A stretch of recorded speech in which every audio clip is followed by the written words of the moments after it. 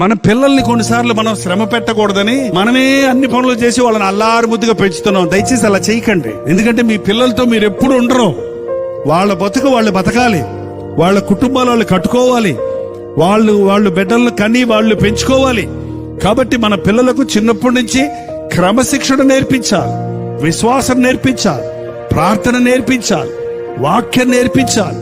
కష్టపడాలి, ఎవరి బట్టలు వాళ్ళు ఉతుక్కోవాలి, ఎవరి పనులు వాళ్ళు చేసుకోవాలి. అస్తమానం అమ్మ చేసి పెట్టంటే చాకరీ చేయబట్టే నువ్వు ఎంత మంచి తల్లివైనా, ఎంత ప్రేమ కలిగిన దానివైనా, నీవు అలా చేస్తే నీ బిడ్డలకు నష్టాన్ని కలుగు చేస్తున్నావు గాని మేలు కాదు. శ్రమలు సహించటం నేర్చుకోండి, శ్రమలలో ఓర్పు కలుగుతుందని నేర్చుకోండి.